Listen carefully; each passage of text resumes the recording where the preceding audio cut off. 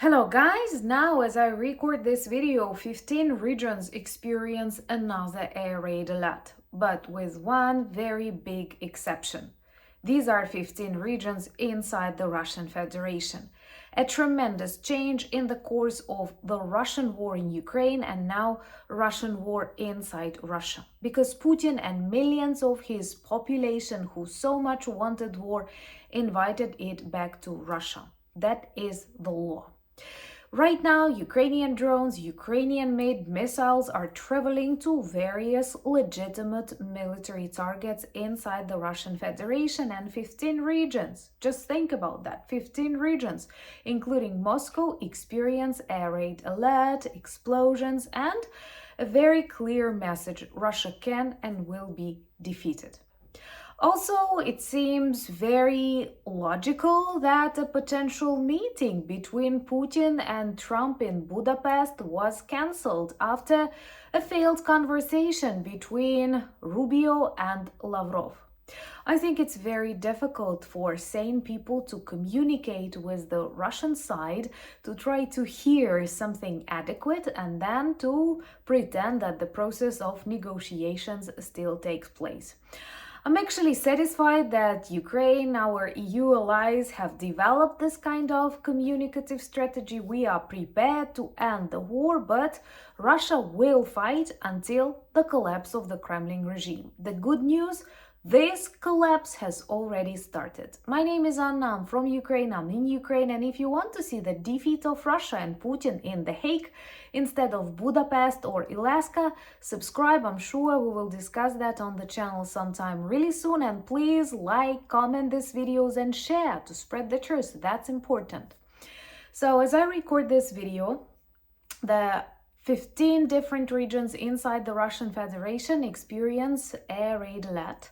I do remember how at the beginning of this war, a lot of good people that support Ukraine downloaded applications that showed you air raid alerts for Ukrainian regions. Many of you wrote me messages, and it was something unbelievable having such applications. But now Russians also have such applications, hear the sirens, and can actually hear the explosions and detonations.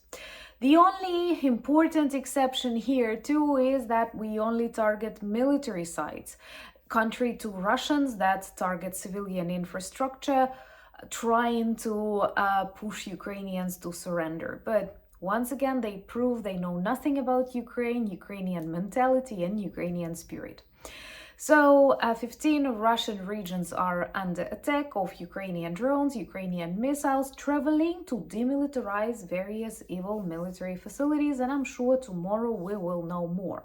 But even if this attack ends with some loud explosions, smoke and fire, and a couple of more oil refineries neutralized, which is a new normal for all of us, this already means a lot, because war is back to Russia, to dozens of their regions, to the minds of their people, and the close circle of Putin also understands that Putin failed not just the blitzkrieg, he failed this management of the Russian Federation, once totally safe, evil, but safe from outside. Among the regions under attack of Ukrainian drones and missiles, we even have the Moscow regions, and explosions were reported on their Telegram channels.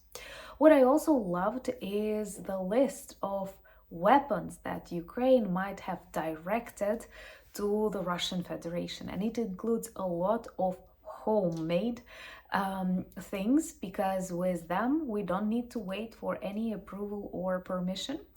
And these were flamingos, these were lots of Ukrainian long-range drones, a Peklo, that is a combination of a drone and missile, and also Neptunes, our modified missiles, and thank you, Storm Shadows.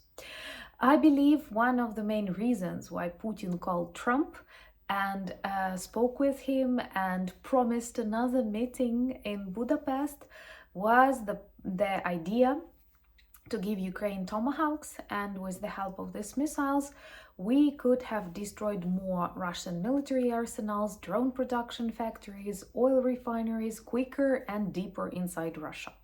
Putin was frightened of this idea and decided to prolong the fake negotiations process. That's the only reason. Let me know, what do you think about this conversation between Putin and Trump? Could it lead to anything? Because here in Ukraine, we know it's just Putin trying to drag more time and to attack more of the innocent Ukrainian homes.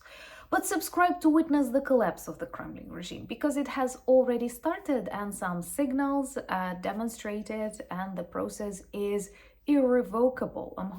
I hope I'm using the language properly.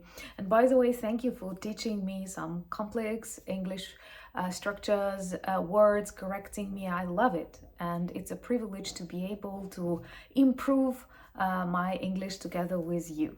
So according to the reports, Putin and his close circle was very much afraid of tomahawks being delivered to Ukraine, because this literally makes almost all of Russia within the reach of the Ukrainian armed forces. And honestly, with my Ukrainian experience, I think we may receive tomahawks sometime later, and until then we keep developing our own missiles, our own drones, because the plan is obvious, the plan is logical: to defeat and demilitarize Russia. There is no other option. Diplomatic conversations, appeasement does not work with Russia. It did not work with the Soviet Union. It will not work with Putin. We know that. Our bad experience of 2014, when Putin was allowed to annex Crimea, to cross the border of the largest European country, to break the international law, to break all agreements, to break Budapest memorandum, taught us something. And I'm happy to hear that President of Ukraine, Zelensky, reflects the will of the Ukrainian people not to negotiate with Putin. And of course, as some beautiful Ukrainian YouTubers, experts, politicians say, we are not ready to give Ukrainian territories that Putin did not manage to conquer for the Ukrainian territories that Putin did not manage to conquer, because that's exactly what they discuss right now. During 11 years of war, during almost 4 years of the full-scale war, Putin did not manage to take Donetsk region, and he wants Ukrainians to give it to him. Of course not. We are taking care of our people, of our borders, and Ukraine will return to 1991 borders. And it's not just our will, it is a necessity for the world order and for the international law.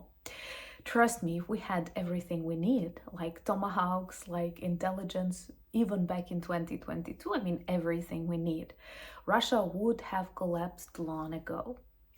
But people love dragging time, hoping that Putin can agree on something, that Ukrainians will surrender.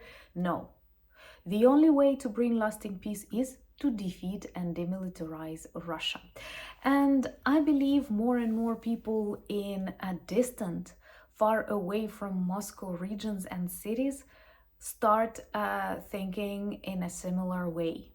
That's why there are more and more protests, more and more dissatisfaction in Sakha, in Altai, in Siberia, in Bashkortostan, in Tatarstan, that need to pay for Putin's war, that receive strikes of Ukrainian drones on military infrastructure and oil refineries often located in these republics far from Kremlin, and also conscription. It mainly touches people from these distant regions, from ethnically diverse republics, which may be another war crime of the Putin's regime.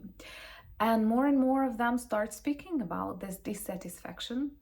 And they actually do not understand why Putin decided to destroy all of the Russian Federation, all of their economy, for the sake of what? More territories. Trust me, the largest country in the world, and at the same time extremely poor country, does not need more territories. They have a lot of work to do inside, and maybe one day soon all the Russian soldiers will return back to Russia to do the job inside of this collapsing federation. We will see, and subscribe to discuss that all together. Also follow me on X, Instagram, Blue Sky, Threads, Discord. The links to this social media you can find in the description of this video, same as the link to our merch shop with lots of good items that work well as reminders and conversation starters about Ukraine and turn you into our ambassadors in every corner of the world. That's an honor, and thank you so much for starting these conversations and reminding people about the need to defeat Russia. Thank you for buying me coffees, becoming my patrons and sponsors of the channel, and helping me film more and tell you more about Ukraine, because now we have 2 channels. Anna Danilchuk is the one that I advise you to follow too if you want longer talks about some important topics, starting from my Soviet memories and finishing with moods and morale of the population inside the Russian Federation before its collapse. Subscribe to that channel too, and most importantly, let's fight for the truth, let's fight for the victory, and let's fight to see Putin in The Hague. Slava Ukraini!